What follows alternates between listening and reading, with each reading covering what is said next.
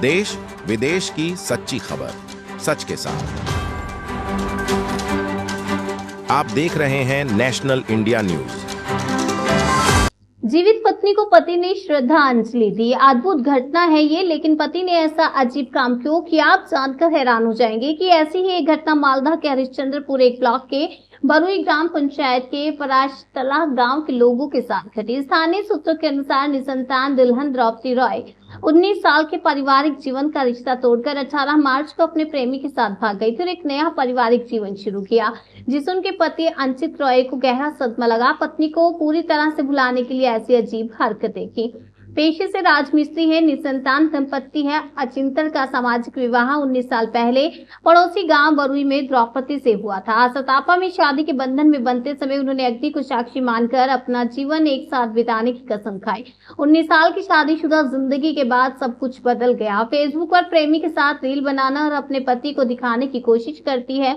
पति के व्हाट्सएप पर भी रील शेयर की। इसमें पति की सामाजिक प्रतिष्ठा को कमजोर किया गया, परिवार का सम्मान नष्ट किया गया। इसलिए उसने अपनी पत्नी को मृत घोषित कर दिया और उसकी आत्मा की शांति के लिए अंतिम संस्कार कर दिया। पति और परिवार के सदस्यों ने उसे मंगलवार को विशिष्ट हिंदू रीति रिवाजों के अनुसार छत्र शांति समारोह का आयोजन किया।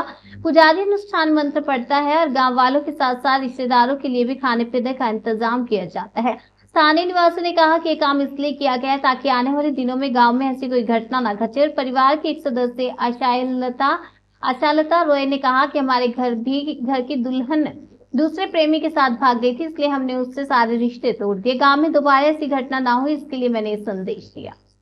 ওর শ্রাদ্ধ আমার বউ পালিয়ে গেছে, ওর আমি সিলেটেরা ছেড়ে দেব। তারপরে আমার যেটা ছিল সব কিছু আমার নিয়ে চলে গেছে, ওকে আর আমি রাখবো না।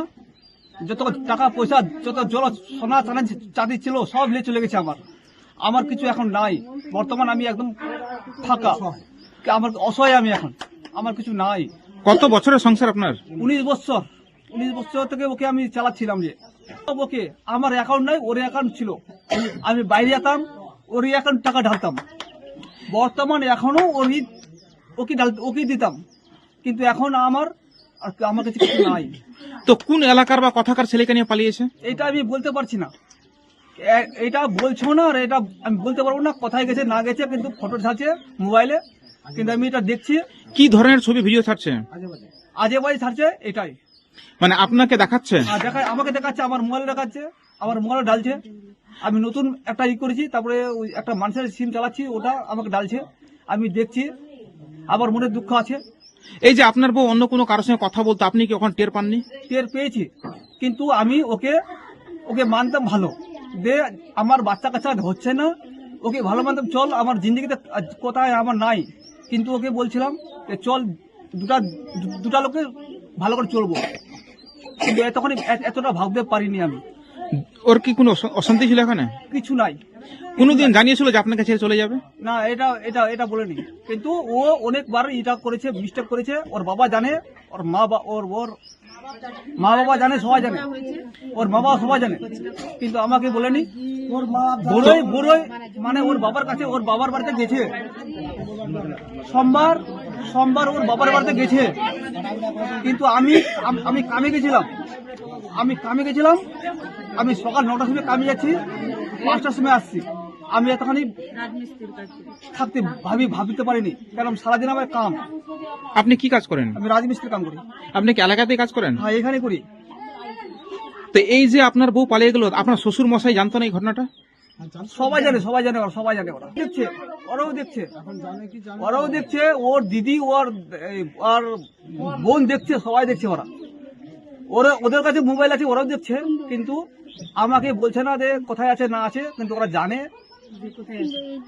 আমাকে বলছে না ওটা। তো এখন আপনি কি সিদ্ধান্ত নেবেন? সিদ্ধান্ত কি, আমি পোস্টে আলাদা কিছু করবো, বিয়ে সাথে করবো, সংসার করবো আমি আলাদা।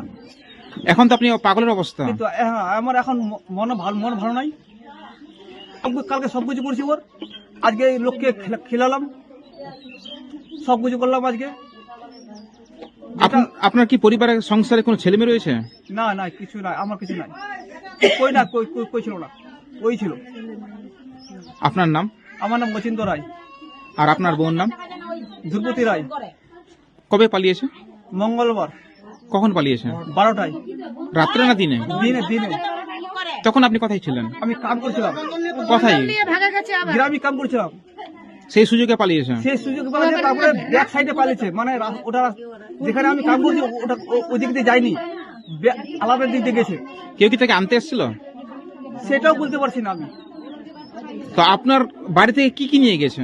আমার কাপড় দাপড় সব পয়সা সব সোনা দানা সব লেগেছে আমার। প্রায় কত টাকা নিয়ে পালিয়েছে? ওর বেশি 5 লাখ বন্ধন আছে ওর, 40,000 টাকা প্রথম একটাও কিস্তি দেয়নি। স্টার্টিং নিয়েছিল, মানে মঙ্গলবার কি বুধবার যেটা পড়বে আমি জানি না, ওটাও নিয়েছে চলে গেছে। তারপরে একটা আছে ওই মানে গ্রুপের আছে, এগুলো আমি কিছু জানি না।